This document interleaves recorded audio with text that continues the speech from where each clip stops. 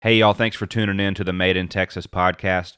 I'm your host, Steve Idlett, and this episode, we're talking tacos with my buddy Mando Salas. But first, I'm going to do a little intro and just talk to y'all for a little while before we kick into the episode. It's been a while since I've had your attention and been able to sit down with it. The pandemic has been crazy. So much has changed since I've talked to y'all last time. I know last time Justin was on the show and we were doing a duo thing where we were both kind of cutting up and going crazy. Our schedules never really lined up too great for that to work. So instead of just sitting here not doing anything with the channel, instead of not doing anything with, I wanted to get a podcast kicked off anyway. So we're kicking it back off. Made in Texas podcast. We're back, and it's going to be focusing on. It's going to be more interview based. It's going to be me hanging out with friends. It's going to be me going to lunch with a buddy and sitting down and seeing what they've been up to. And it might be Texas musicians or nationally touring musicians or some comedians, just some regular folks I know, some entrepreneurs. You never know. So it's going to be a little bit more like that. But how have y'all been doing? It's been a while. A lot's changed. I'm now a chicken farmer. So much changed. I was working in the oil field last time I talked to y'all. Now I am self-employed. Some people call it unemployed. I like to call it self-employed. But I've been working for this for a long time anyway, to where I could get out of the oil field and I could go be this independent musician and work for myself. And that did pretty much happen. I did have like 6 months worth of gigs lined up. And then we hit the pandemic, and then it just turned into this totally different thing to where all the bars shut down and all the places that we play shut down. So that was about the same time that the oil field bugged out on us down here. So it's been a little bit of me getting to spend a lot of time with my wife this summer, which is interesting. I guess because of that, we have a little Rona baby on the way. It's due in May. We don't know if it's a boy or a girl yet, but she's 11 weeks pregnant, so almost out of the first trimester right now. And we went to the doctor last week and got to see it squirm around in there and all that, and it was just so crazy. It was surreal.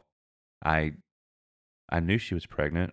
At least they told me she was pregnant at the other doctor, but we live in a really small town, and it's like, okay, we went to the doctor here in town, and they said so, but we didn't see the baby. They just did the same thing we did at the house, which was take a pregnancy test. And lo and behold, we get over to Waco and go in there, and they don't let me in, of course, because of the pandemic, so they only let the patients in, so the women at this place. It's a women's center. And she went inside, and I had to go sit in the truck and just wait for her to FaceTime me. But when she did FaceTime me, there was our baby on a screen, which was crazy. I don't know. It was so crazy to see that, and you could see its little heartbeat pumping, and it was quick too. It was just like doo doo doo doo doo doo doo doo. You could see it on the monitor, and it was squirming around in there, and it was just the weirdest thing to see because I never thought I'd have a kid on the way, and now we do in May. So that's exciting and new, and definitely something different since the last time I talked to you. Let's see what else I did this summer. I built a chicken coop for my wife. She's been moaning and complaining about wanting chickens for about 2 years, and I finally said, okay, well, we're in the middle of a pandemic, so this is a good time to have chickens. So we ended up spending about $600, I think, on this chicken coop, and it took me like a week and a half to build it. And they just now started laying eggs. We got baby chicks from Tractor Supply for $4 a chicken. And you think that's not bad for free eggs, but like I said, we're $600 into this thing, and we just started getting eggs. But I went out there yesterday. There's 8 chickens, and I've been collecting them like every day sometimes, but sometimes I forget, and it might be 2 or 3 days before I go out there. And I went out there yesterday, and there was 14 eggs in that thing, and we have 8 chickens. That means they're pretty much all laying, and I didn't go check them for like, I'd say maybe 2.5, 3 days. But we got 14 freaking eggs yesterday, so I got to start eating a lot more eggs, which is good because that's on the keto diet, and that's what I'm trying to go to soon. I'm trying to quit eating all these carbs and stuff. So eggs and bacon, here I come. So it's good to have a steady stream of eggs. Do y'all have chickens? Do anybody out there have chickens? We got We have some that are called wine dots. They're gray, and we have some that are called a blue Plymouth Rock, and they look real similar to those wine dots. They're kind of like a bluish gray color. And then we have some Americanas that are red, little feisty guys there, and some Leghorns, which are the white ones with the floppy red thing on top that everybody knows. And it's cool because they all have their different little personalities. But if you go out there, you can call them. We open the gates up and or open their chicken coop up, and you can call them, and they'll run across the yard to you, and you can feed them. It's fun. Oh, we bought a farmer's market. No, duh. We I don't know how that slipped my mind. We bought a farmer's market here in the city that I live in, Tig, Texas, Teague, and we bought this little building in downtown. It's not really a building as much as it used to be a building, and then it burned down and fell apart a long time ago, and it was just an open slab that they eventually built another roof over the top of. So it's a covered slab, and they tried to make it a farmer's market a few years ago. I guess the city did, and it didn't work. So they sold the property off to somebody, and we ended up buying it from those people that they sold it to. And it's cool. It's just a open slab, 50 foot by 100 foot, so 5,000 square foot of concrete slab, and it's got these old brick pillars on it and an old brick downtown area, like it's built in the 30s originally. So all that downtown area is really old and cool looking, and we have this nice roof over it. And we started doing a farmers market there. We started. I went in there and we're gonna go see if we can't buy this farmers market and see if we can't keep it afloat. And how can we do that? I guess we'll just have to find vendors. We'll find people who sell potatoes or something. And we did. We've had two markets so far. The first one was in August, and we had 34 vendors for that one. We had people selling homemade pies and fresh lemonade and lamb, locally raised lamb too, like 30, 40 miles from here. Um, Locally raised beef right here in Freestone County. Snow cones. Let's see what else there was. Honey, eggs, pickles. Two or three different farmers selling produce. Some guy who sells microgreens and cayenne peppers and lots and lots of crafts. Little lady making tacos in the back. Tamales, brisket, smoked tamales too. This guy smokes brisket for like 20 hours. Takes it and shreds it all up and then makes homemade mesa style, old school, like a little old Mexican lady style tamales. And they are delicious, but they got brisket in them. And he makes a bunch of other weird ones. We have a mobile coffee bar there that does cold brews, and they also roast all their coffee, so they have that for sale as well. What else is there? Oh, we had a detox juice bar. They were selling detox lemonades and sea moss gels and wellness shots and let's see, just all kinds of stuff like that. And that was just the first market. And we had probably about 350 people come through that market. The second market, we had 54 vendors, and then about four or five of them dropped out. So we had 49 to 50 vendors for our second market. And it was more of the same, except for lots more crafts and things that people make at home, like homemade cornhole boards and stuff for sale and jewelry. And we added some more pie bakers and a couple more produce vendors. And then now this month we're here for October now, and our market this month is October 25th, and it's a Sunday. All of them are on Sunday fun day kind of deal once a month. And there's already 58 vendors. It's homecoming weekend, so I'm expecting a pretty big crowd. And as long as the weather's nice, I think it's going to be awesome. It really is one of my favorite things that I've been doing lately. And with that floor space up there, it's kind of versatile. We can kind of do whatever we want to. My wife, she's an artist, and she's talking about doing painting with a twist parties up there and stuff like that. Like let them have wine night and get a bunch of ladies up there, and she has got all the easels and all the paint and everything, and try to do paint with a twist night. And I'm a musician, so I'm going to build a stage up there. I'm going to turn it into a small venue. We're going to hang cafe lights. I just ordered all the cafe lights and stuff last night, actually. And we're going to drape those from the roof and make it an aesthetic little place. I've already been collecting picnic tables I found 4 of them so far on Facebook Marketplace, and I just go over there and see if I can't get a good deal on them. I'll go pick up 4. I picked up 4 so far. Also looking for any of those like old school wrought iron tables and just like mixed match tables and stuff underneath all that slab, because it doesn't matter to me about uniformity. I think it'll be cool if it's kind of just random different turquoise table and a blue table and a an old metal table or whatever, and just kind of give it this, because the vibe down there anyway is very old school, vintage. It's downtown Maine. It's an old Main Street in Texas, so just to keep it that look, and I don't want to add a bunch of fancy stuff to it, but I do want to make it kind of look cool and aesthetic with those lights, and give myself somewhere to be able to host music night or comedy night, or be able to hire, Stoney LaRue or whoever it might be, Bart Crow, Cody Canada, have them come in and set up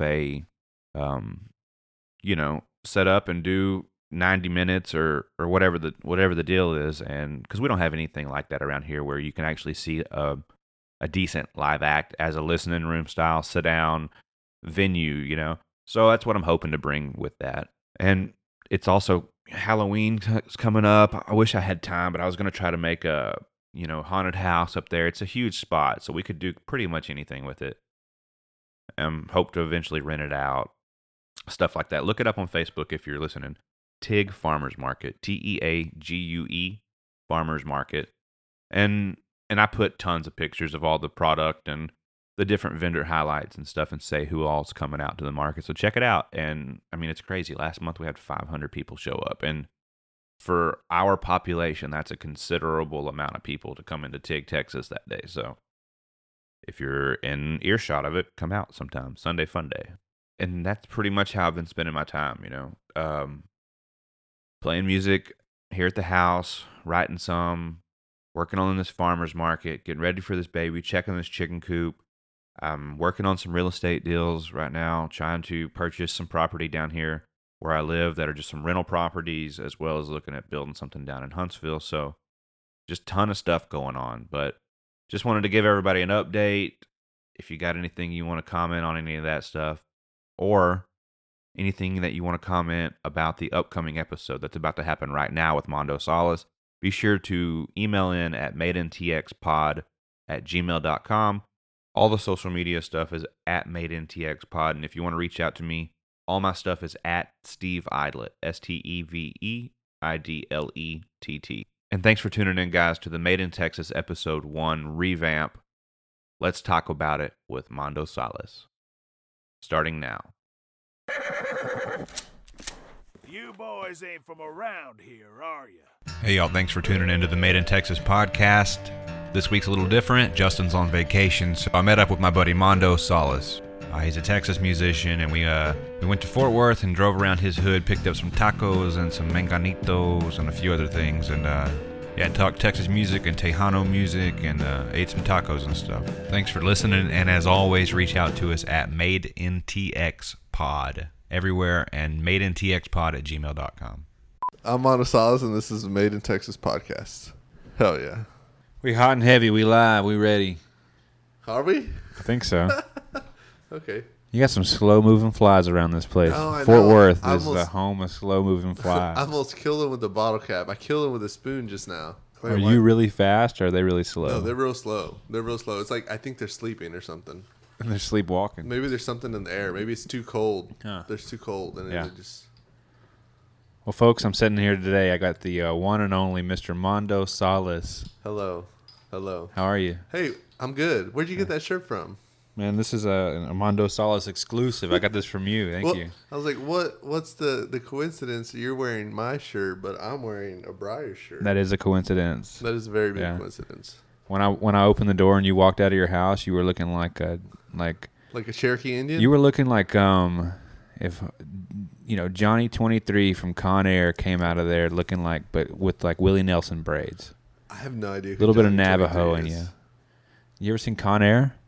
Yeah, with Nicolas Cage? He's the guy who keeps raping people, and he has all the, he looks just like you. I remember that. Yeah, Johnny Rodriguez or whatever. Did you ever see what was that stupid show? Walter White was in it, Oh, Breaking Bad? Breaking Bad, yeah. Yeah. Did you see that? Yeah. He was the guy in the tortoise. They ended up putting him on the tortoise and blowing his body up. He looks just like you. He looks like he's your uncle or something. Dude, I did not remember that. I remember Gus. You know what I'm talking about, though? The guy? No. Yeah, you do. Danny Trejo is his name. Oh, he Danny looks just Trejo, like yeah. his ass. Anyways, yeah. Dude, he could be my uncle. You look like if him and Willie Nelson had a baby today with them braids. Is what you walked out looking like. I think Danny Trejo wears braids sometimes. Does he? I think so. Okay, well then you look just like him. You look like a if Danny Trejo was like 7 foot tall, that's what you look like. Dude, you know that the movie Desperado? Yeah. Or whatever? I was like, because it was made in Acuna, and he came out in the movie. So I was like, dude, Danny Trejo's cool. That was the first time I ever went to Mexico. I went to Del Rio and I went to Acuna. Which let me go ahead and let you folks know. This is Mando Salas right here. He's from Del Rio, Texas. He is a little bit on the border kind of guy, So tell us, how was it growing up on the border? Oh. How old were you when you made your first drug deal? My first drug deal? I mean, it was fine growing up on the border. It actually wasn't that bad growing up at all. We would go back and forth a whole bunch between Del Rio and the border. We would go and stereotypically eat tacos. We would. There was like a baseball batting cage. There was just everything for cheaper over there. But it basically, I think when I was around in high school, probably like 9th grade or so, I think like 2010, 2008-ish around there is when it started getting real bad.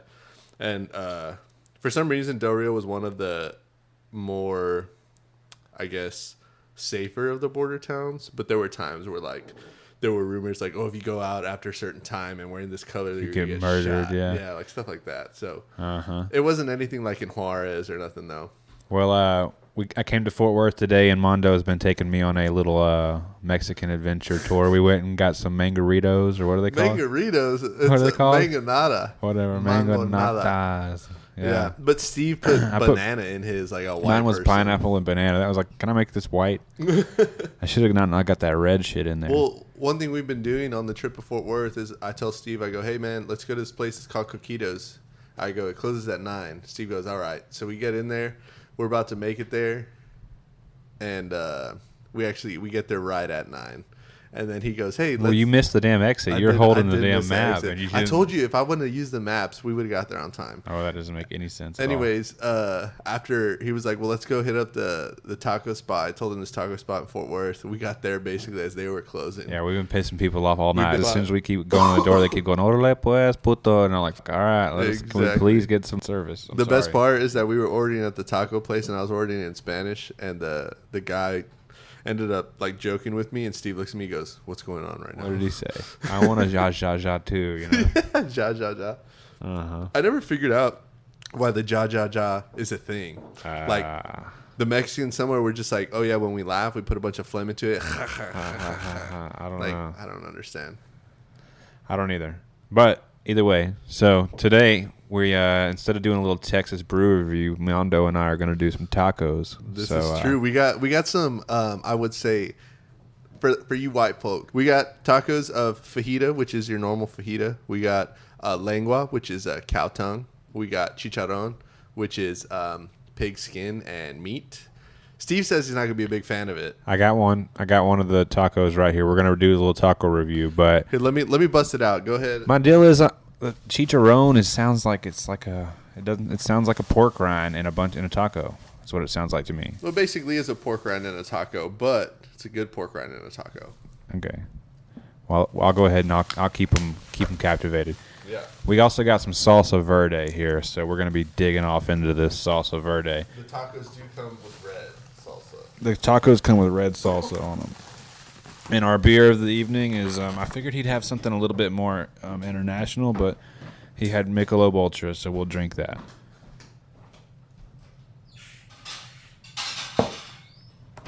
He's breaking out the fine china and everything. Voluntarily at Juanito's, they give you your tacos with red salsa. And if anyone's wondering, usually I think their red salsa is made with like a chile de árbol and what else? I don't know what else. Sriracha. Looks like sriracha. It looks like sriracha, but I know the green is made usually with like tomatillo Tomatillo. and like jalapeno serrano Avocados. peppers. All right. Bell peppers. Steve looked at me when they were making Broccoli. the tacos, and he goes, "Are you gonna be able to tell the difference?" And I was like, Now "Yeah." let's talk about it right now because I don't know which is which. Let's go down. Let's find this. All right. So What's the best one do you think is in there? You've had these tacos before. What's their favorite? I would put the lengua, the cow tongue, up with the fajita. Okay. Honestly, I would put that and the chicharron all up at the Let's top. try the chicharron each. Let's both get one. Okay, so this is the chicharron right here. Okay. Okay. It looks just like the other ones. This is lengua right here. Okay, no, you got to try chicharron too. I know, I will. Okay. I'm just kind of like getting it all situated. This right here is lengua. Okay. All right, that's a fajita right there. Okay. What's this one? It's Taco Tuesday with Mando with mango salsa. You know what? I think because you ordered your chicharron after that they didn't give us Oh one. no! So this is chicharron. That's chicharron. We'll split for it in sure. half. We'll split this one So in half. wait. We got cow tongue. We got 2 fajitas. We got chicharron. Oh, you got barbacoa. I'm not sure which one barbacoa is. This one's barbacoa for sure. Okay, let's split the chicharron. Okay, Okay, hang on. just cut it in half. How else do you split things, huh?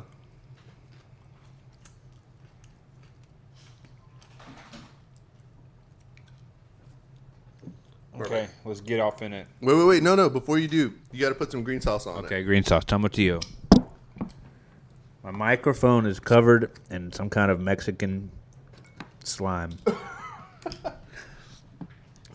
And before you eat the taco, like whole, just get a little piece of meat and tell me what the meat tastes like. Okay. Tell me what kind of vibe you get. Here's the deal. You keep telling me it was like a pork rind. Yeah. It's not. Okay. It's more like I kind of equate it to burnt ends on a brisket. Okay. But it has a pork flavor. It's pork, but it's not. I thought it was going to be like pork rinds hurt your teeth Yeah. to bite them. Yeah. Okay. Let's go. Okay, we're going to dip it in the tomatillo sauce, and we're going to take a big old bite of this bad boy. I'm gonna do the whole. I'm pretty taco. much eating the whole half fucking thing. Yeah. All right, here we go.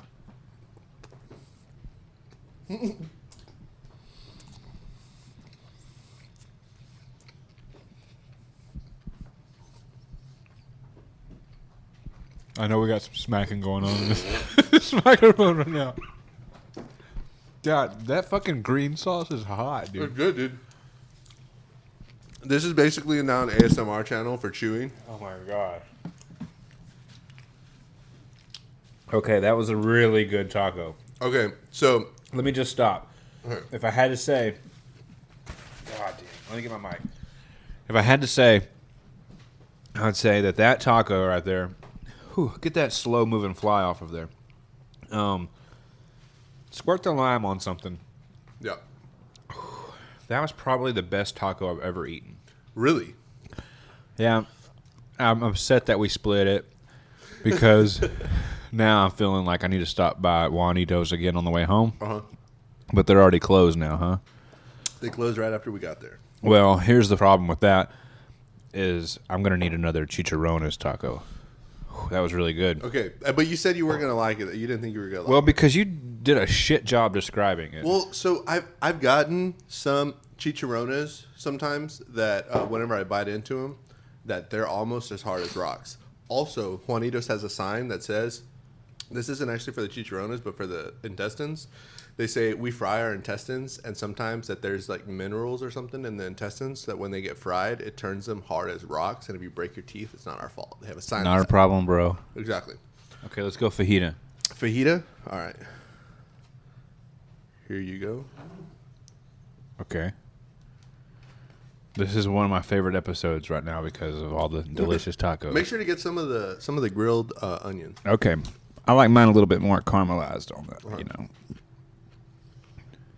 Is this a good option for our lime? Yeah. Go ahead and squeeze You're another just- lime on there. I squeezed lime on all the tacos already. Okay. Don't get down. Get the one that I haven't squeezed already. You're like, man, you weren't kidding. There, but nothing came out. Nothing came out. Zero water left in that lime. All right. All right. You going to get some tomatillo? Yeah, with the tomatillo first, get a piece of meat, eat it, taste test it. The key thing for fajita meat in tacos is that it has to be not gamey, in my opinion. There's maybe a little game in here. Here's the deal. It's just enough game to keep you interested. Exactly. It's not. Sometimes you go to white people places. Mm-hmm. We go eat at this place for work every Thursday. It's white people Mexican food. Yeah. Now, I don't mean Tex-Mex, because Tex-Mex is good. This is like Wisconsin white fucking Mexican they food. Go really kind of. They get their fajita meat out of a bag Okay. that says Tyson on it. You can taste it, Oh, you know. goodness. Tyson, really though? I would imagine. I don't know where it says it's from, but it's something like that. It comes from a freezer section in a Walmart. Yeah. And that's what we're getting with here. This tomatillo, this green sauce, this salsa verde, boy, Yep. shit. It's really good. It's a little bit on the little get you. It'll get you. All right. All right, we're going in for the fajita. Yeah. Cheers. Cheers.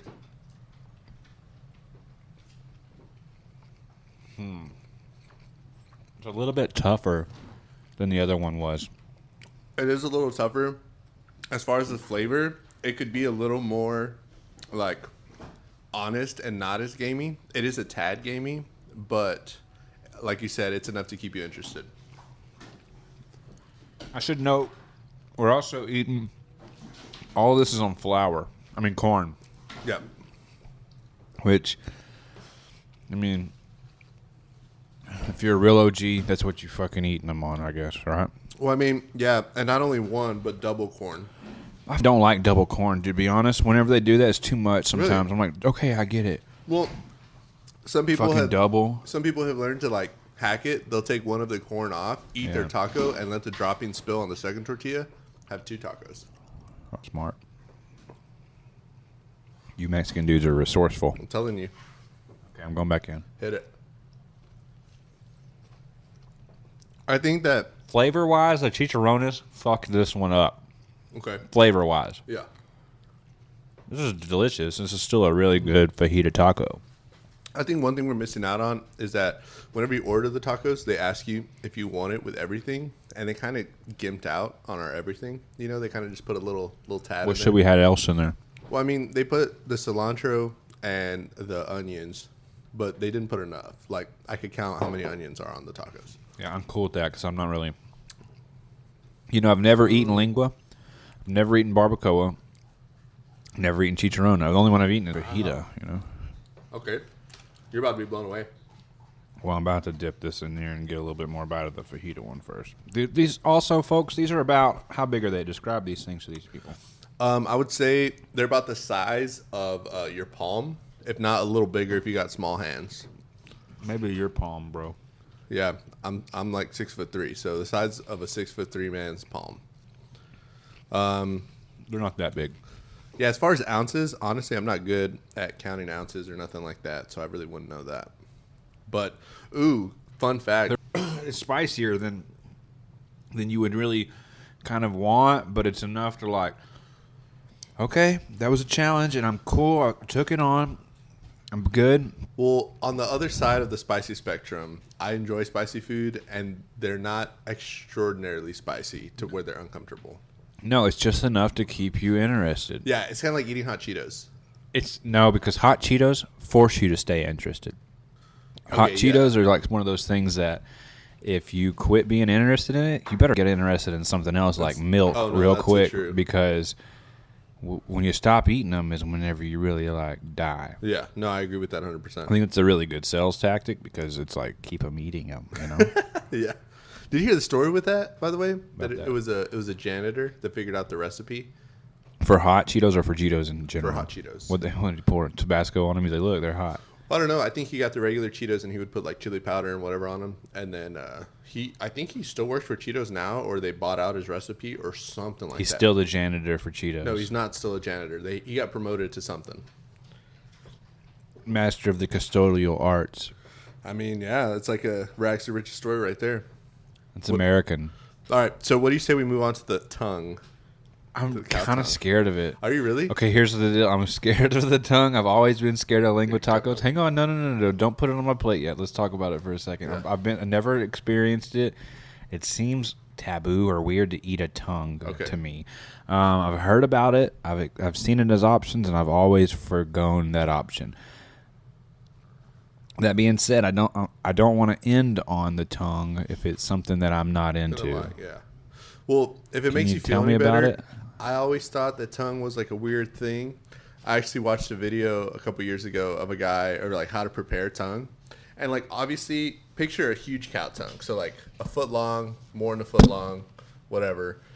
And you got this big old chunk of flub tongue. I'm already grossed out. You can have And then mine. at the top layer, you have the actual like taste buds, and like it's hard, and you can like feel it.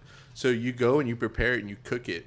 And after you're done cooking it, you actually peel back all of the taste buds where you only have meat now. And then with that, you cut that, and that's what we eat. I'm grossed out. I think that you're going to love it, if I'm being honest. It sounds like those cactuses that y'all eat. You're like, we peel all the spiky part off. And I'm like, it's still gross. No, I like, if you like just beef in general, I think that you're really going to enjoy the lengua. Okay. All right, so go ahead and take yours. What do we got left? You Barbacoa to have the split. Yeah, with split. Dude, You can do it. can you, before I take a bite of it, just tell me what I'm in for? What you're in for is a really, as far as the lengua, a really tender meat. And then with all the, obviously, herbs and spices that are on the taco. I'm worried about the texture. I'm worried about the flavor. Okay, look, let's do texture real quick. Grab that piece right there. No, let's talk about it. Just say what it is. It rubbery? It No. feels like it's going to be real rubbery. No, it's like Who the fuck eats the tongue, you it's know? like eating brisket. Like, seriously. Just, look, grab that little piece right there. I'll grab this piece. Yeah, but you wanted to order the tripe and shit. Okay, so you got It's a piece. too soft, dude. Eat it. Just eat it.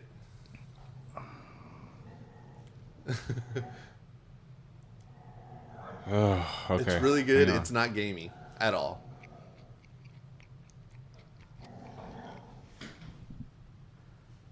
Isn't it amazing? I don't know if I'd call it amazing. Okay, let's try it with the salsa. It's like It's not bad. It's just not good enough to order tongue. I mean, if you got a fajita meat right there, what makes you order this one? It's not like amazing compared to a fajita meat. I mean, if I'm being honest, I feel like this is tasting better than the fajita meat that we just had. I feel like you're lying. All right, let's try it. Ready? We're diving in on these tongue tacos. Let me get a little bit more juice here. Go for it. Get you some, son.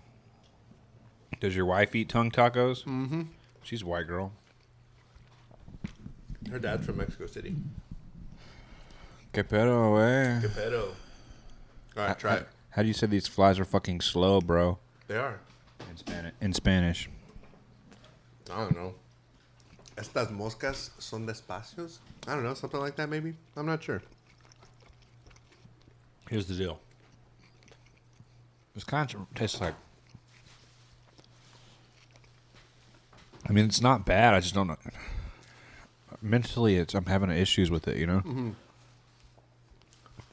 Well, that could be a big deal, obviously, in the whole culinary aspect of if mentally you have an issue with it, more like you're not going to like it. It's almost like a good example is like, say, my mom, for our growing up, she didn't eat fish. She didn't eat shrimp, crawfish, no mustard, mayo, none of the stuff like that. Oh, no, she did eat mustard and mayo. I'm sorry. But my sisters grew up not eating fish, none of that, and they thought that it was gross. So it's like, you know, like if you don't like the idea, then you're not going to like it. Yeah. You know what I do like the idea of? What? Barbacoa. Yeah? Tell me what barbacoa is. I don't really know. I just... barbecue. It's barbecue. You know what? If I'm being honest... You know, tell me what it is, because I just assumed it was barbecue brisket, meat. I don't know. But I think I'm about to blow your mind real quick. if it's fucking cheek or something, I'm out. I'm pretty sure it's cheek. Let me look it up. Oh, no. Go, barbacoa, what kind of meat? We're doing a Google search right now. If it's cheek, are you going to be more grossed out or less grossed out with I don't know. I think this I'll be versus done. the tongue? I'll be done if it's cheek. Okay. In the U.S., barbacoa is often prepared with parts from the heads of cattle, such as the cheeks. Fuck. The thing to know is that all the meat from the head is really tender. Yeah. Maybe we should get in the business of selling cow heads. Cabeza de vaca, is that what we could call our business? Yeah. I'm going to turn it in half for us real quick. It tastes kind of like a beef tip. I would agree with that. It tastes kind of like a beef tip and rice kind of situation. I'm done with the lingua, bro. Oh, I might eat it for you later. I might not. I'm just going to tuck it back in here. Perfect. Just cut it up later, do whatever you want to do. But All right, let's get some salsa on it. Again, this is the barbacoa. If anyone's unfamiliar, it is beef cheek. a little bit of beef cheek. It tastes kind of like beef tips, though. What's up with... Okay, the flies in Texas this year have been thick. They have been very thick. But I've never seen a fly as slow as these Fort Worth flies. I feel like they're all on heroin or something over here. No, it's crazy. It was there was one time me and Chelsea were living in Grapevine, and we had these horse flies that were coming in this big old, but you would kill them, and after you squash them, these little maggots in them would start moving around. That's what you want to think about when you're eating barbacoa. I mean, dude.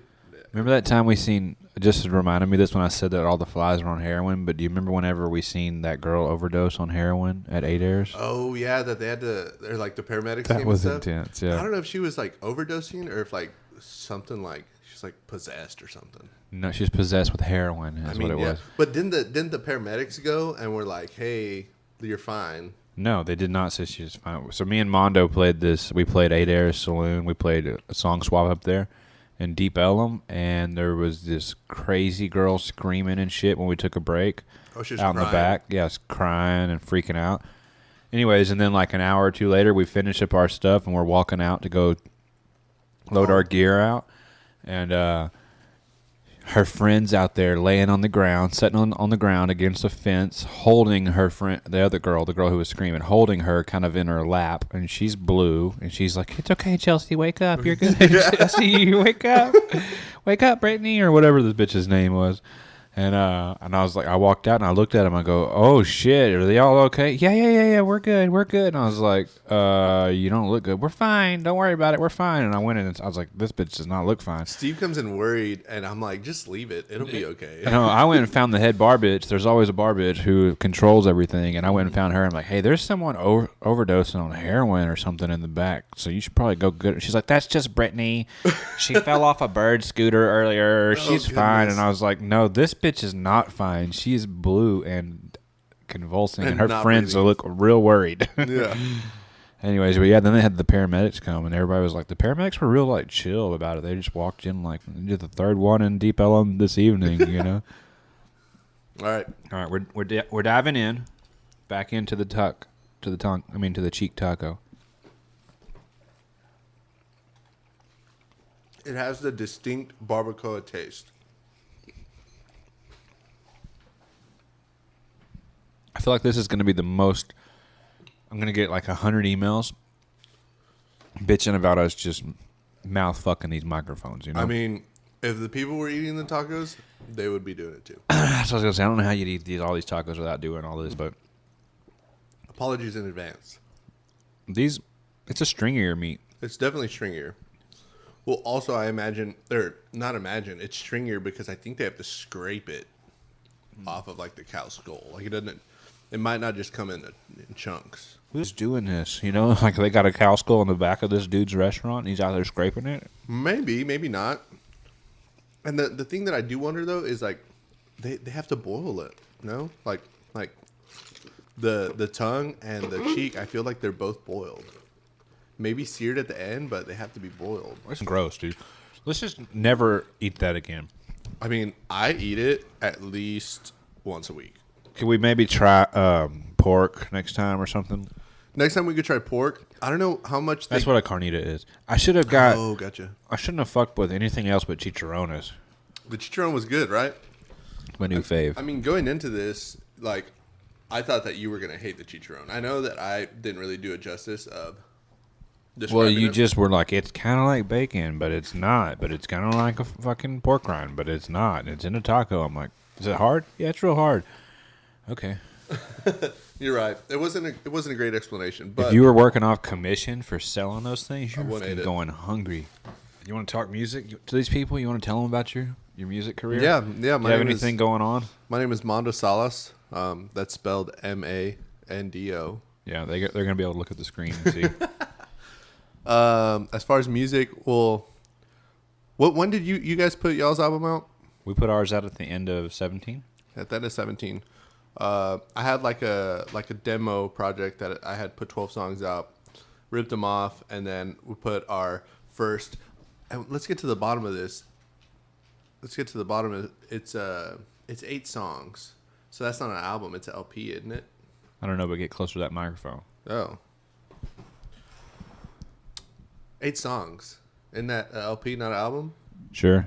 I don't know. People get too worried about that stuff, I think. Yeah, because for some reason I think the EP is like 2 to 5 songs. And They then say like, a 6-pack or whatever is what I thought. I thought it was 6 to 7 songs or 5 to 6 songs, something like that was going to be an EP. see, and I thought that. Then I thought like 5 to 8 or 6 to 8 was LP, and then after 8 was album. I don't fucking know. Doesn't Anyways, you matter. had some songs out, some demo style songs. I put 8 songs out in August of 2018, and now I'm just trying to figure out how this whole music thing works. Basically, what about you? Well, I've been doing the same thing. You got a tattoo on your hand? Oh yeah, right. When'd you get that? Oh yeah, I've already seen that before. Little guitar on your finger. Yeah, Is that your only one? Yeah, I went to Walmart when I was like 20, and I bought a sewing needle and some calligraphy ink. And I what's it called? I stuck and poked myself, and I made a guitar on my middle finger.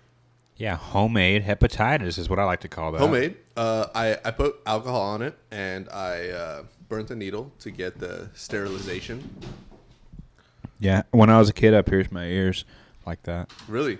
Yeah, when I was probably like 10 years old, I had my friend pierce my ear with a needle. Did you do the ice cube? Ice cube and a potato behind it. A potato? Yeah, just so you don't stab yourself in the neck. Oh. Like you cut a piece of a potato off, you put it behind your ear, and that gives it like a backing block to shove into. And you just run a lighter over that, like out of your mom's cigarette case. You go find a lighter, and then you find a needle somewhere, like for the sewing thread or whatever. Yeah. And you just burn it for like what feels like probably not long enough. You just run it over it 3 or 4 times. It's probably good, Put some ice on the old ear, shove that potato behind there, and then you tell your friend, do it. Yeah. And you definitely go left ear first. You never go right ear first. Oh, for the sake of Gayness. Yeah, gayness. Sake of homosexuality. I never understood where that came from. The 90s. Whenever Who was super gay in the 90s that they were like, here's the earring on this side, that's it. I don't know, but it was probably one of those Justin Timberlake motherfuckers, Ricky Martin? For sure, he had nipple rings. Dude, I feel like nipple rings between like 1997 to like 2002 were like the in thing for guys. Whenever especially if you're wearing one of those see-through sheer shirts like Yeah, you did, like yeah. Okay, well- Well, picture that type of shirt. You know that it's like I it's can basically see a it, his fishing nipples. net. Yeah, you can see his nipples. Pierced nipples, and then what's that hairdo with the blonde, the frosted tips? Picture yeah. that together. Okay. That's 2000s right there. It's late 99, 2002. for sure. That's that gap right there. That's It's Mambo right there. number 5 Exactly. gap. Yeah. Ooh, speaking of that, I was talking with Chelsea the other day, and when I was around that time, a kid. Lou Bega. Huh? Lou Bega. Who's Lou Bega? Oh, the guy you're talking about? Yeah. Anyways, I would get my hair cut a 1 all the way around my head, For sure. except for about the size of a finger at the very front of my hairline where my forehead is. I would leave that hair there. Little tiny little bangs. Tiny little bangs that they were about half an inch big. What are those called? Those are called I'd spike them up. yeah, what are they called? I don't know. They're called something bangs, but yeah, they're gay. And then you spike them up. Yeah, I'd spike them up, and then that was bro. a hairstyle I rocked for a little bit. Okay, whenever I had it, I had a chili bowl at one point in my life where like they literally put a bowl on my head and cut my hair like that. At one point, my entire baseball team, when we were about 10 years old, had Nike checks shaved in the back of our heads. Oh, good Nike. Did you guys get No endorsements. They never sent me any Air Force Ones, nothing like that. So I'm still waiting on my demo shoe. No, nothing like that. But I definitely repped their brand on my back of my head. And then I always had bleach tips for No way. for a majority of my. Did you do the puka necklace with the frosted Bro, tips? yeah. What else? Like, why would I do one and not the other? Am I that's trying so to fucking true. peacock or am I trying to peacock? That's so true. Yeah, but no, I had at one point I didn't even understand the tips so much as I just went full on Marshall Mathers. All Just blonde? the top part, like if you're gonna fade your hair, like the top part of your head.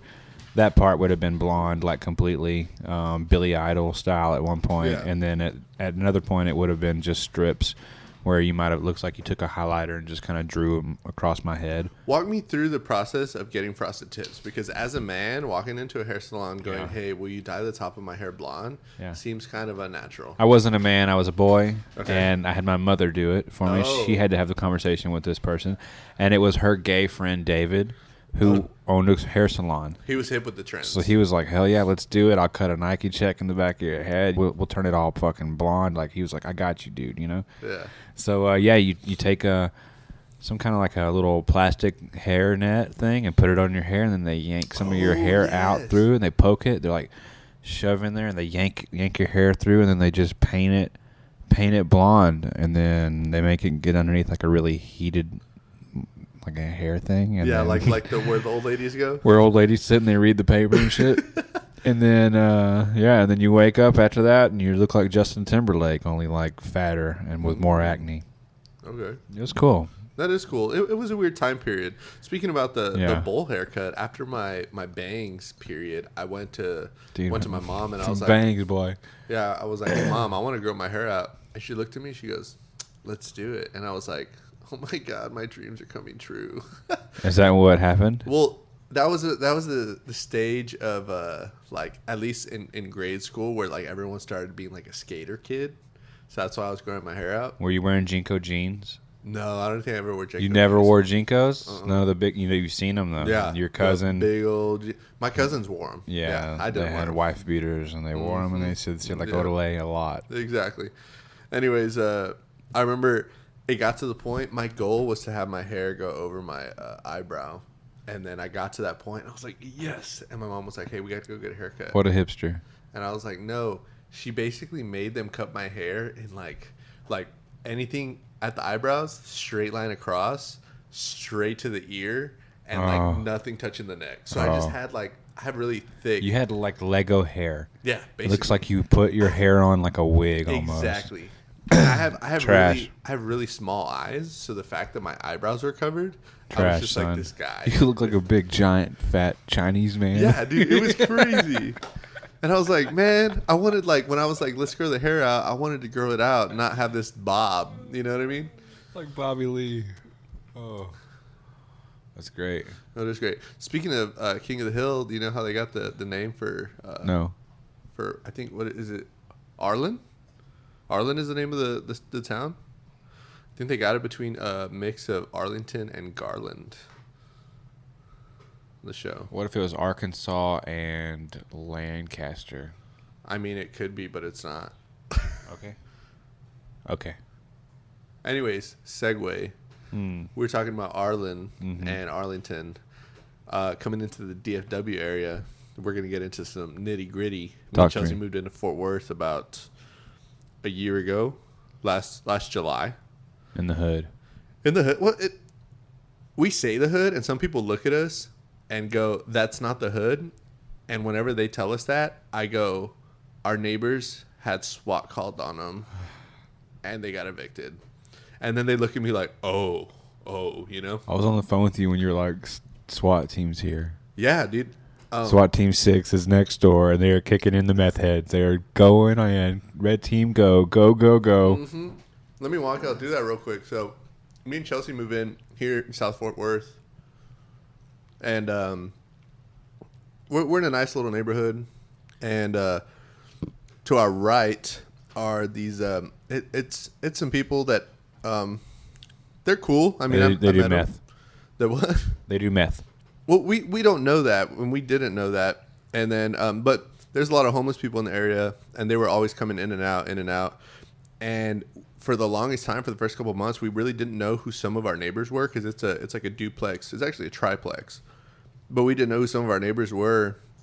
And it got to the point where they would just be making racket at different times of the night, and I would look over, and I've seen Breaking Bad, so I'm practically an expert, right? Right.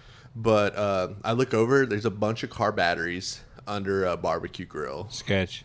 There's a bunch of empty propane tanks.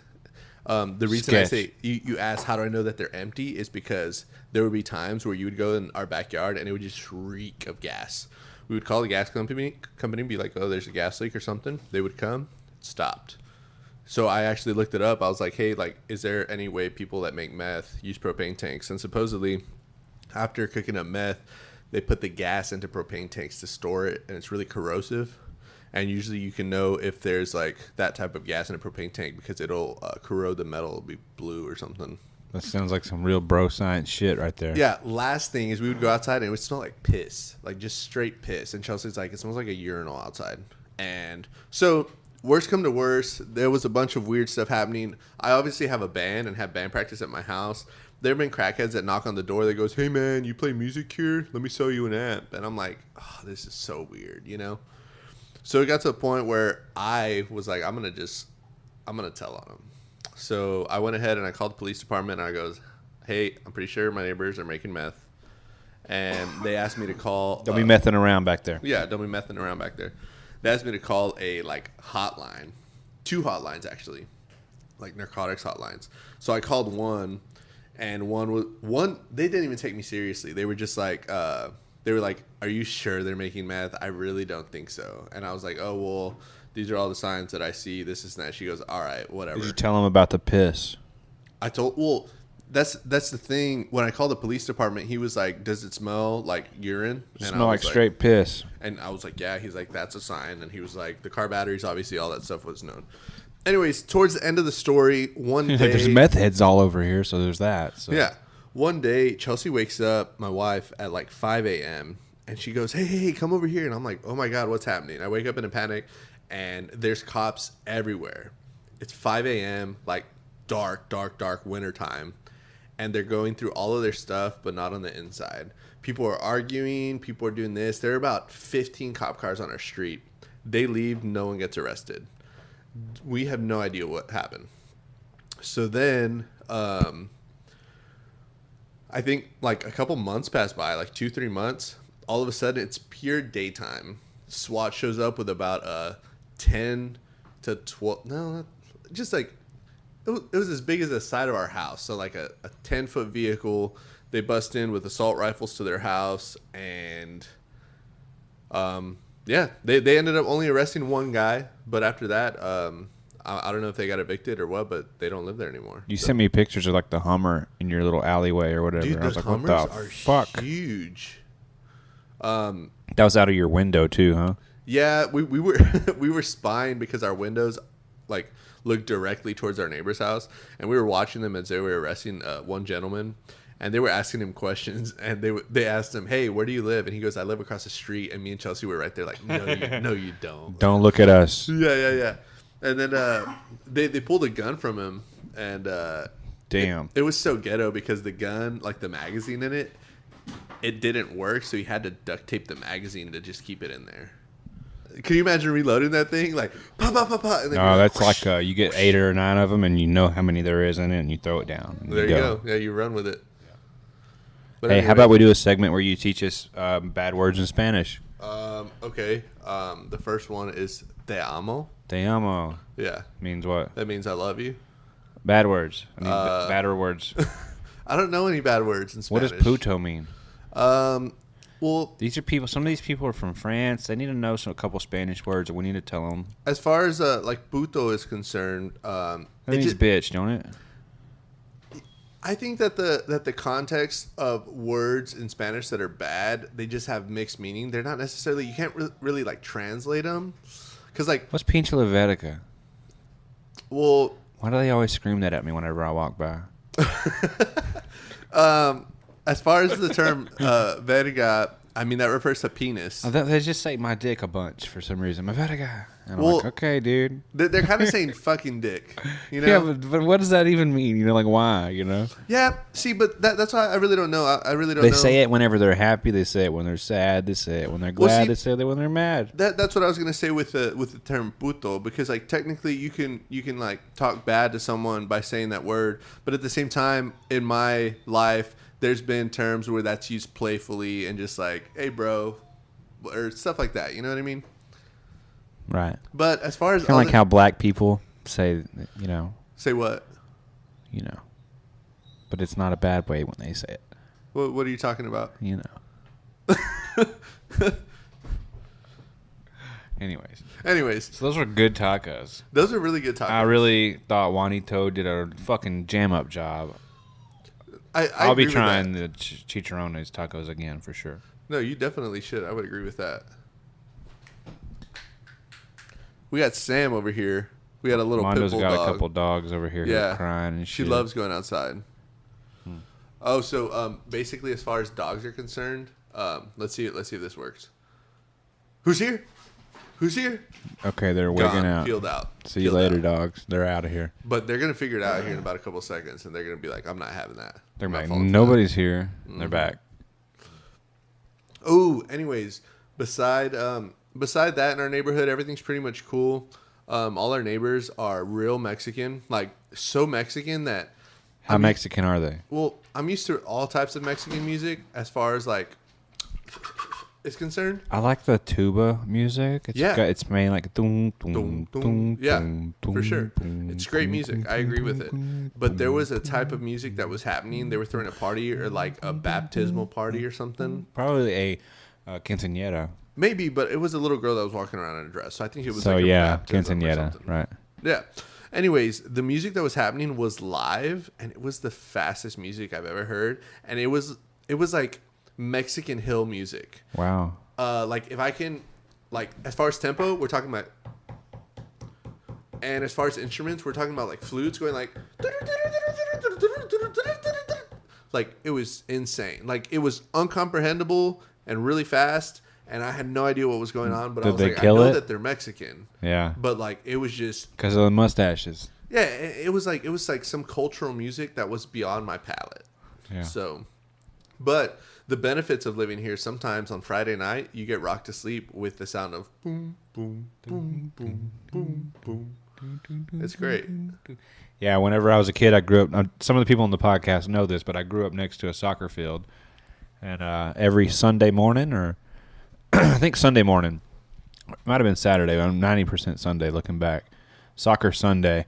And that's how they would wake me up every soccer Sunday. There'd be about 400 of them fuckers out there in the field. There's one point this dude was selling tacos and tostadas out of my yard in a little taco truck. You told me about that. Yeah. I ended up running into him not too long ago. But anyways, so I used to wake up to that soccer game out there, boy. Yeah. Wait, I was going to talk about something. Oh, going back to talking about music and talking about Mexican music. In reality, in my opinion, like growing up, like my family has always listened to Mexican, like ranchera music is what they call it. Can you give us a little description of that? Can you give us a little bit, you know? It's like operatic singing.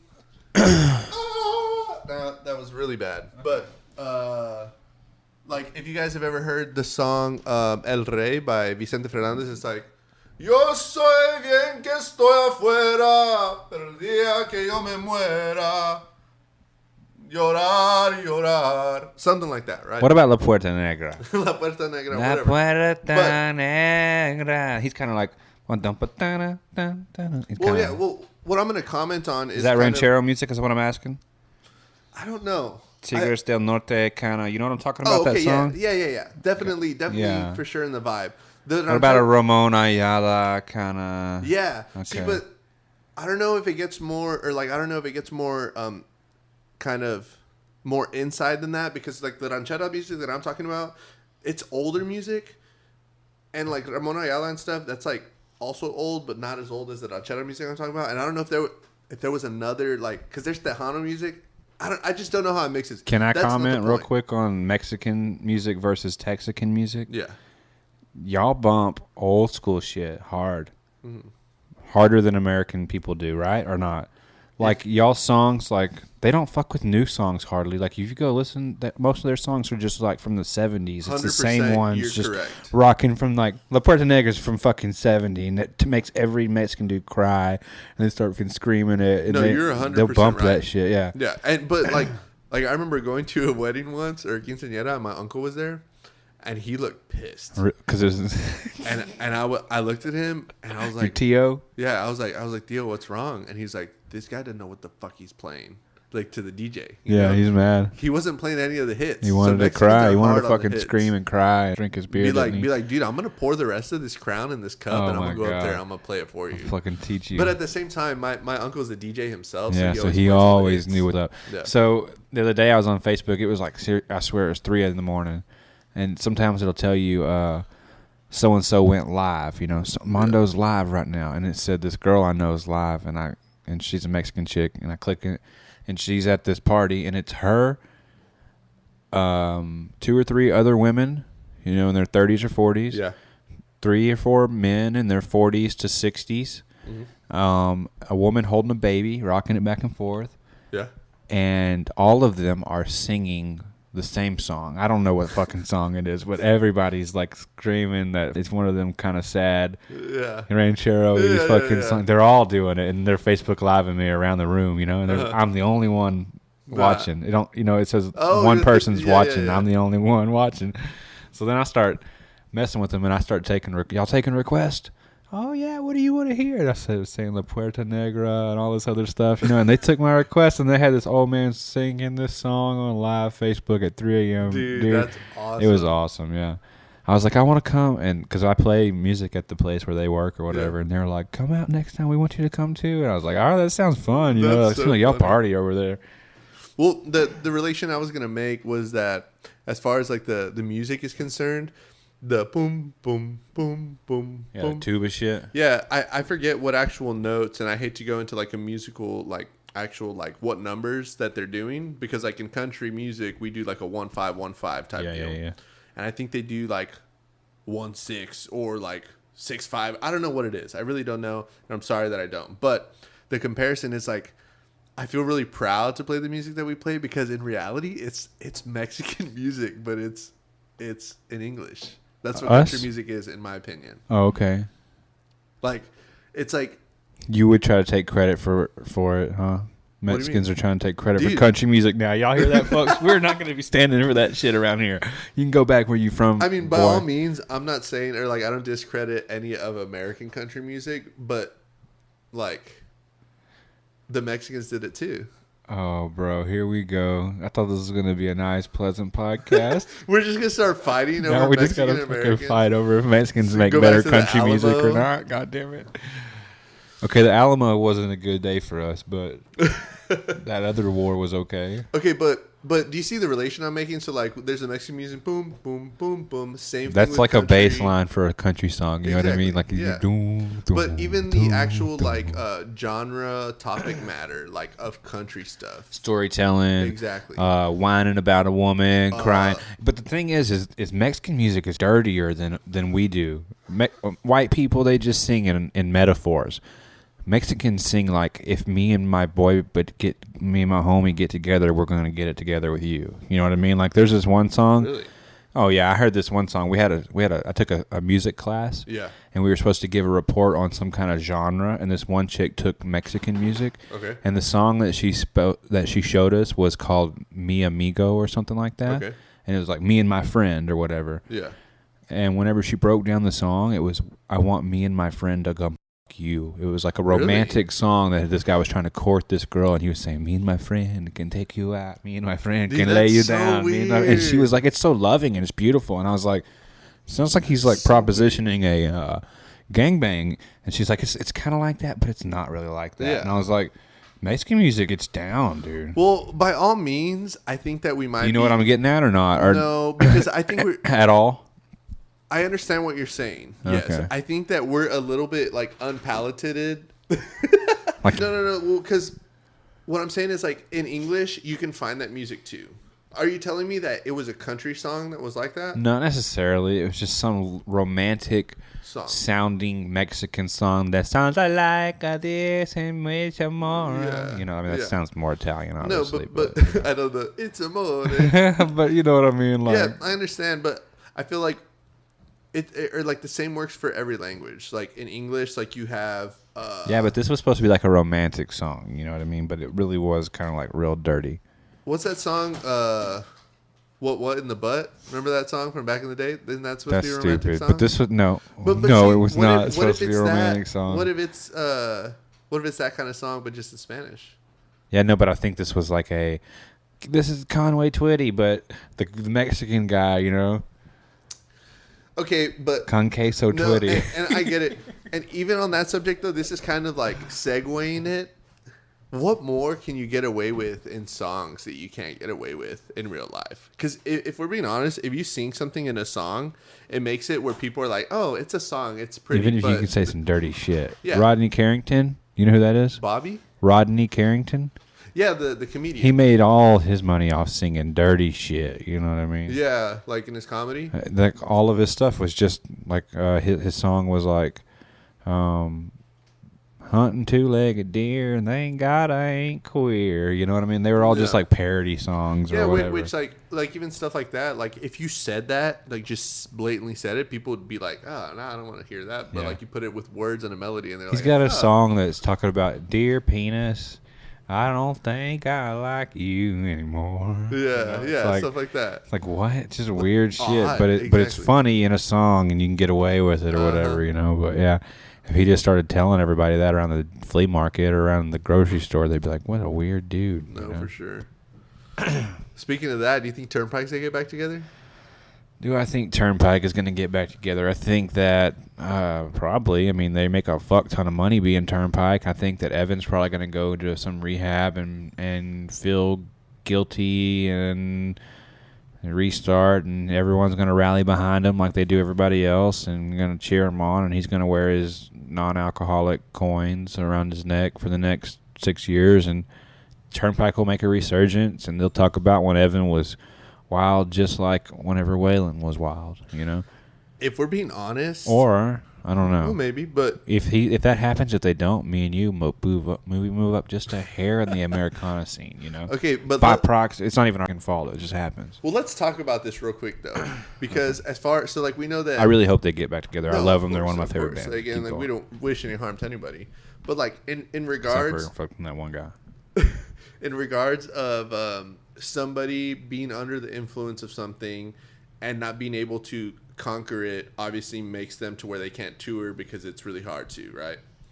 So with that being said, it's good for business For them? for them because it's almost like free publicity, and it's like Yeah, but what else is good for business is making $100,000 every time they go play anywhere. that's so true. So I guess the questions that I'm wondering is like, okay, so first off, they're stopping. They're having these announcements. Hey, we canceled shows. Hey, we can't play. Hey, we're having a hiatus. Well, everyone's like, oh, we love Turnpike, this, and that. As soon as they come back, if they do, all those shows for the next year, Sell 2 out. years, all sold out. Yeah. So it's a oh, Turnpike's new again. Do you remember whenever they had whenever IHOP was going to be IHOB? Yeah, What the fuck? exactly. But people were like, oh, let's go there. Yeah. You know, Exactly. same But shit. The other questions that I'm wondering is like because like once these bands get to a certain state, they become legit LLC businesses, pay salaries. They are, I bet. Blah yeah. blah blah. They're huge. So what I'm wondering is that once they're broken up like this, how does the rest of their business model look like? Do they have savings to continue paying the band members for the rest of the year? Like for their allotted salaries, because someone messed up, is the whole band screwed? No, I mean, sure that there's a Turnpike business that has an actual amount of money sitting in it, and that's going to be having dividends pushed to these guys for a little while until it becomes either not necessary again, like they're playing music again, or those funds run out. Yeah, That's how. There's Because- nothing else that could happen there. yeah. Because I was wondering. They're going to get about that. residuals, but that depends on who wrote the shit mainly. Exactly. And then, you know, those other guys are going to do fine. They're going to be big shots getting paid big money in someone else's band. But as far as Turnpike, the leader has to have his shit together. No, and I get that completely, but I was just wondering, as far as like the guys are concerned, like, is there something in their contract that's like, if we fail to continue to perform, you're not getting paid? Do what? Like, is there basically something in their contracts that are like, if this band breaks up, like, that's just it? Oh, I have no clue. That's you know, what I'm I can't wondering. even fucking get a gig. Same. Speaking about gigs, I got one coming up on June 9th at Clyde Warren Park in Dallas. June 9th. They're not going to hear about that. But if you got anything maybe in August or July. In July 6th, I think we're opening for Shea Abshire Where? and Lindale. Okay. But that's it. I think that's all I have in the calendar. Texas Music City. Texas Music City. That'll be a fun Smokehouse. gig with Shea Absher and the Night Howlers. That'll be cool. Have you heard them play yet? No, I haven't actually. Have you? No. What are you doing over there? No, nothing. Just texting back the wife. Oh, that's really a good way to keep a conversation going in a podcast. Sorry, I'm gonna just cook her a nice dinner when she gets home. Is it going to be leftover half bites of Mike and tongue taco? We have some steak in the fridge, and we have I was gonna make chicken parm.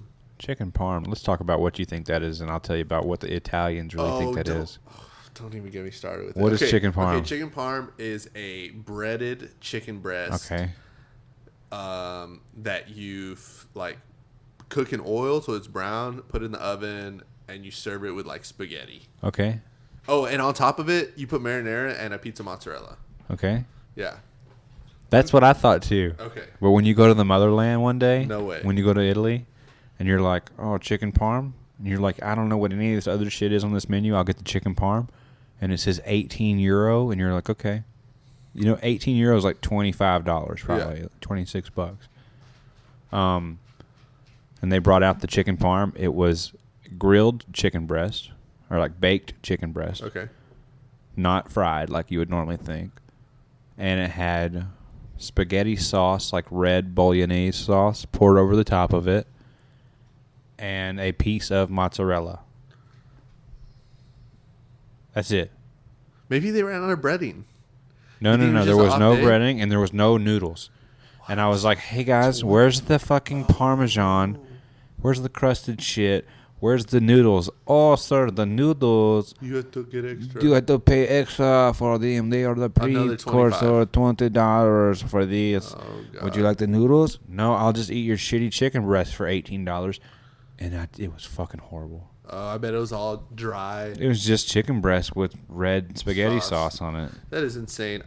One thing that I thought with like Americans going to Europe and stuff is like, I wonder if people take advantage of them. For sure. There's Like- tourist tax and shit near the Vatican. I watched this guy rip us off, and it was just like too much trouble to even like deal with. It was Yeah, just paying the extra $1 for the tourist tax. Other than can ask him, what was that $1 for? Why did you do that? You know, but he does that 100 times a day for every fucker who walks and in it's a every ton. day. Yeah. No, I agree. And like say that restaurant you went to, I wonder if they're like, if Americans come in and they get chicken parmesan, just give them a piece of chicken. Just give them chicken and Yeah. fucking Kraft single cheese on Yeah, top, who spaghetti, cares? meat, whatever. Yeah, it doesn't fucking matter. Yeah. Tell them they're dumb if that's not what chicken parmesan is. We don't know what you Americans do. Yeah, exactly. And make them feel stupid. They're not going to complain after Yeah. that. That's pretty much how I feel like it was, and it was expensive to do that. Yeah. If you had to go to any place in the world again, where would you go? That I've already been to?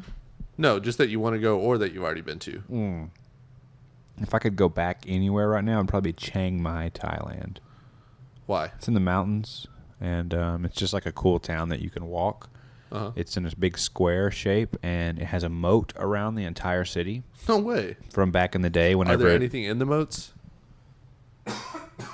what do you mean? Like, are there alligators in there? No alligators, but the main city is the old city, and it's inside of a big square. A moat surrounds it, and there's gates on each side of it: north gate, south gate, east gate, west gate. Yeah.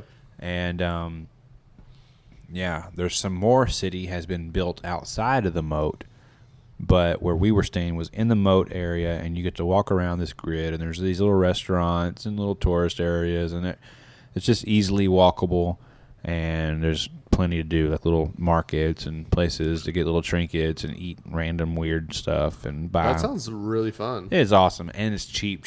Like we rented motor scooters for like $3 a day, and you could just ride them around the mountains. But to get there, it's obviously an arm and a leg. Yeah, like $1,000 probably. Yeah. But Man.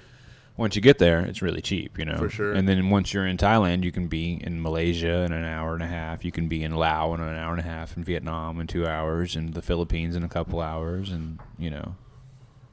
How's the like sketchiness of it though? Which part? You're from Del Rio, so maybe nothing at all to you. I've seen your neighborhood today. Maybe it's really nice over there compared to where you live. Like as far as like crime, like the people being deceitful towards you, like all that stuff. Mm-hmm. Yeah, Thailand, not really at all. As far as like them being deceitful towards you. Yeah. They were. There's not like an American stigma, like Americans. Not really. They're all Buddhist, and they're very much like, we want to do really good onto you because it might affect us. So, like, they'll give you the shirt off their back, and they're very helpful people. They're very, like, Thailand's called the land of smiles. Like, everybody's always got a big smile on their face, and they're willing to help you. And like, hey, man, come here, sit down, have a beer, like That's really cool. Like, they're really cool, yeah. Would you move there? I would live there. Why don't you? Like we live here in Texas, but it's one of those places like you could spend like a year or two there and just hang out, and be cool and learn Thai and learn something, learn whatever. No, for sure. There was this cool little place we ate at every day called La Petite, and it was. Why does that remind me? Oh, that reminds me of Inglourious Bastards. Oh, why? Monsieur La Petite. Oh, I don't know. I've only seen it once a long time ago. That was the name of the milk farmer at the very beginning of the movie. Okay. Anyways. This is with this guy named Stig Peterson, okay? And he has a place called La Petite. He's Danish. And maybe that makes sense. And I think that's a French term still, even though, but yeah, maybe. But anyways, he's cool. He works for Getty Images, or he has. Oh, really? He has he has pictures that Getty sells to people. Yeah. Of like Malaysian tribes and stuff that he hung out with like for a long time and like walked with. And now he owns this like weird little breakfast joint that's inside of like a wall with a roll-up bay door. That's really cool. Yeah, and you're just walking down the street, and there's a roll-up bay door, and it rolls up, and then he's got his little tables in there, and he's got a Thai cook in the back, and they make eggs Benedict and ham and bacon and orange juice and whatever you want. They make a really nice breakfast, and it's like $5-6 or whatever. And we went and ate there every single day, and it was just me and my buddy, and we'd go in there, and that guy loved talking to us because we were from Texas, and he'd come and ask us questions and, hey man, how are you today? Oh, well, speaking about that, of you being from Texas, was that a stigma? Like, oh, you're from Texas, do you ride a horse? Yeah, that was for sure. But the other thing was like, it was right around the election time. It was right around like Hillary Clinton and Donald Trump election, and everybody was like, you're from America? Oh my God. Because we were going and staying in some of these hostels, and you'd run into like people from everywhere: Bulgaria, Yugoslavia, London, Ireland, Scotland, all these places, and they were all asking us what our opinion of the elections were, and we're like, dude, we don't have an opinion, we don't fucking give a shit. We voted for the Gary Johnson dude who didn't even know what the fucking where Syria was or whatever the deal was. Did you and your buddy ever be like, you know what? If anyone ever like wants to stigma us of being from Texas, it'd be like, yeah, I ride a horse every day. And like. No, but people did ask us, like, they were like, oh, where you from? And we're like, we're from Texas. Like, we would say that over America. We would just be like, Texas. Because, like, that just was the answer. Instead, it wasn't a thought, but we'd just be like, we're from Texas, Oh, Texas. They don't necessarily like Americans. They love Texans, really? though. I don't know why. Yeah. But there was, like, even a place in Bangkok that was, like, called, like, Texas something bar. You know no what way. I mean? And it was, like, a flag, Texas flag up That's or whatever. It's just hilarious. weird, yeah. But yeah, it was cool. It was cool being out and about, being like these weird white rednecks in like this crazy world, That is so funny. The scooters were $3. That is awesome. $4 if you wanted insurance, and you just get on them. They go like 50 miles per hour. Are we talking about like scooters, like the kind of scooters that like obviously a amped up version of the scooters that would like hurt your ankle when you swing them, like that kind of scooter? No, or like no, like a moped. Okay. Like like 150cc Yeah, moped. like has the whole big old seat on You it. sit on it. You going feet go on 50 it. miles per hour. Zzz. Yeah, those $3 a day for those, and you can just straight take them around the mountains. Stop, and get you a beer, chill, go to these waterfalls. On the islands, we would take them. We just stop, park, get out on the beach, go swimming for a little while, hop back That is on the really things, cool. creep down the island again. $3 a day. Speaking about that, there was a time that my Teach me. sister, she had flight benefits. And so that means that there was one weekend, she called me up. She goes, hey, you want to go to Hawaii this weekend? Did you go? Yes. I've never been. And Is that where that picture of you with your nipples out on Facebook came from? holding the fish? Yeah. No, that's in Del Rio. Oh. Anyways, so we get on a flight, and I think the flight was it was long. It was like 8 hours or something. That's a quick flight. Really? Anyways, it was 8 hours. We get to Hawaii, and we're like, okay, well, we rent a car. And the goal was to spend as little money as possible.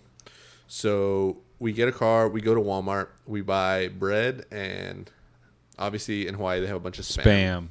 Yeah. But we bought other meat and cheese. And we were only eating sandwiches and chips. And the whole weekend, we ate sandwiches. What a weto. Keep going. And we didn't find a place to sleep. My two sisters slept in the car, and I slept on the beach. Y'all rented a car? Yeah. And you slept on the beach, and they slept in the car. Why didn't y'all sleep? So why didn't y'all find somewhere to stay, like a hotel? Just because we didn't want to pay for it. There were crabs walking around me while I was sleeping on the beach? How was that? It was kind of weird. Was it cool? Did you get a tent, or did you just lay on the beach? I just laid on the beach without a tent. And they stayed in the car. Yeah, I don't even think I had a blanket. I dug a hole in the sand, the shape of my body, and I slept. Oh my god, where your hip? Dig a hole for your hip. Exactly. It was great. I think I woke up because there's a time difference, so we ended up going to sleep at 3 a.m. or 2 a.m. and I woke up at 5 a.m. So I slept for 2-3 hours. If you sleep outside or on a couch or anywhere unfamiliar, I'll just wake up at the ass crack of dawn. Yeah. The second the sun comes up, I'm like, I guess I'm up, bro. I guess we're up. Jesus Christ, Mondo's dogs are attacking me. Yeah, they're having a good time. No, but yeah, so we did that, and then I remember when we went to Walmart, I found it's called a sling spear. Basically like a spear that works off a rubber band. Mm-hmm. And I've seen that in a movie. Yeah, I bought it, and I was like, I'm gonna go spear fishing because fuck it, why not? And so I went, and it was so hard. The fish were so spooky. Did you get one? I got one, a little one, about the size of my hand. But then I remember I was in about 20 feet of water. Which, if you remember from earlier, that's pretty. He's 6'3", if you judge him by the size of his tortilla-shaped palms. Anyways, I dove down in the water, and I saw a fish about as big as my chest. Right? You can compare that to his tortilla-shaped palms. I mean, you can imagine how big his chest would be. So I went and I cocked the spear. The fish didn't move, and that's weird. Obviously, stupid. He's stupid. So Get him. I went and I speared him as hard as I could. Yeah. And he's under this He just looked at you and just slapped the shit out of you. So after I speared him, obviously the only thing between him and me was the spear, and he was up against the wall. So I went and I pushed that spear to really dig into him. Yeah.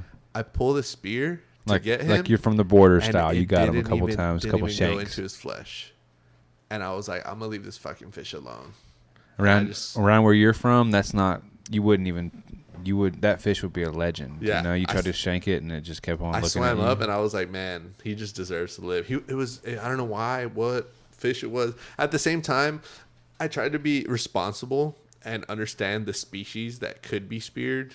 Obviously when I was doing it, I didn't know what species that one was. So I'm glad that I didn't kill it because I didn't know what it was. But the guy that I do this podcast with, Justin, he went I don't know if I should tell the story or not. He went duck hunting down in South Texas or quail hunting or some shit. He ended up shooting a lark.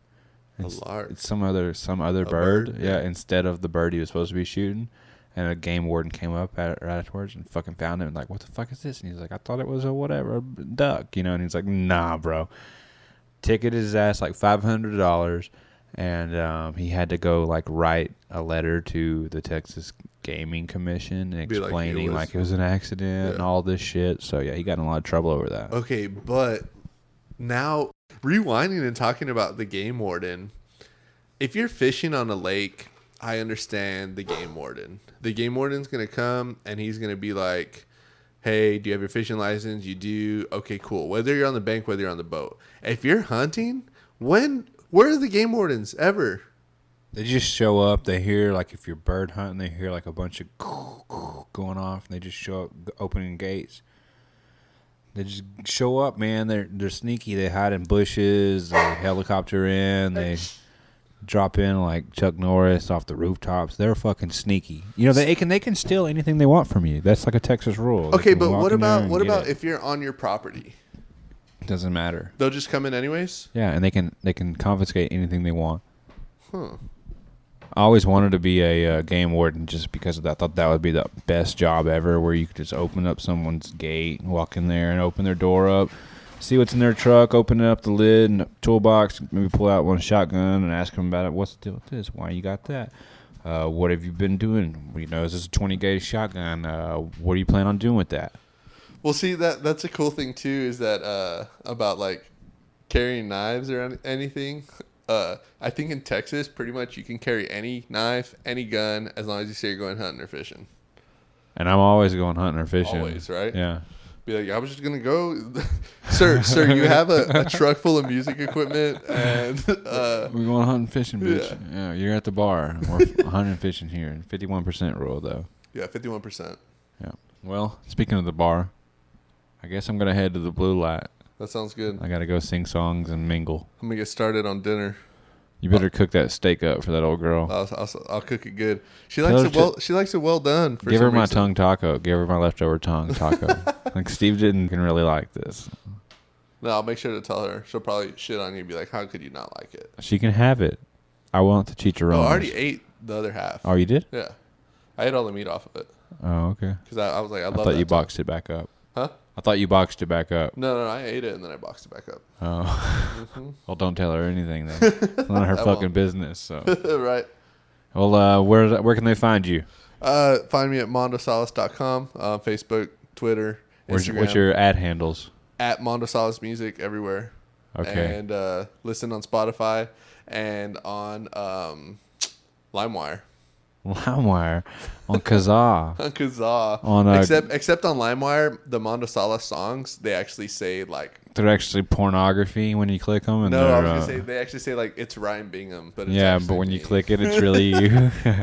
I had a whole bunch of Cross Canadian Ragweed songs that ended up not being them at all. I'm like, you know that one Cross Canadian Ragweed song that's fucking Rod Stewart. You know, exactly, dude. That happens so much. I think that you know that Soldier Boy guy. What's his name? Oh, his name is Soldier Boy. Yeah, Superman. Yeah, he admitted that one of his marketing tactics early on was that he would go to LimeWire and put his song, and he would put it, whatever was the top song at the time, he would name his song that and put it as that. What a cheap motherfucker. Isn't that smart, though? I thought about naming my podcast Joe Rogan.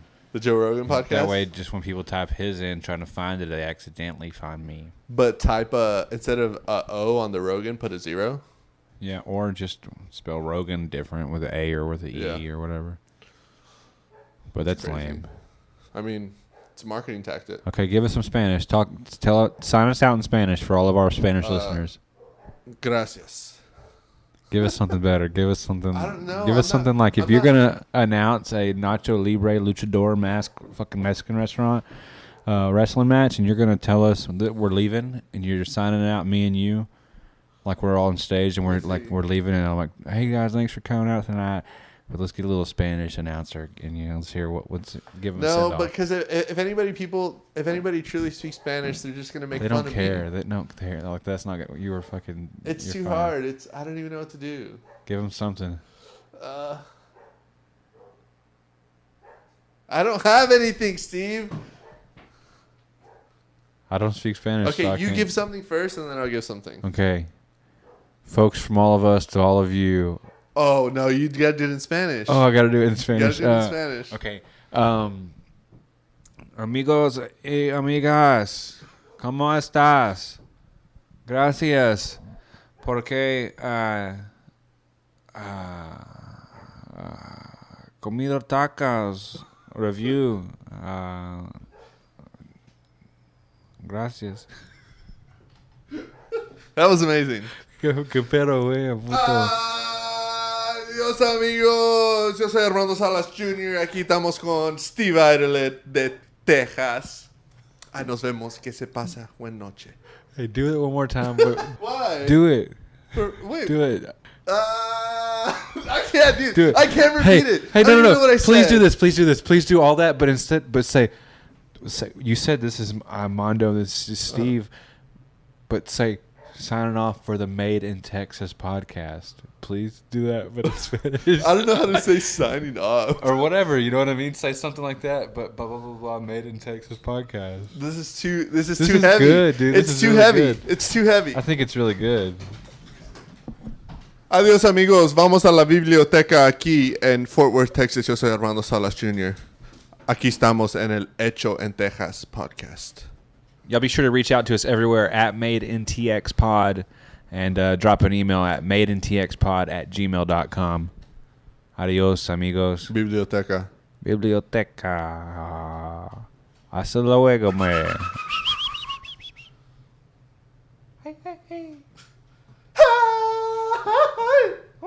It wasn't recording the whole time. No way. Oh, no way. No tomames, way.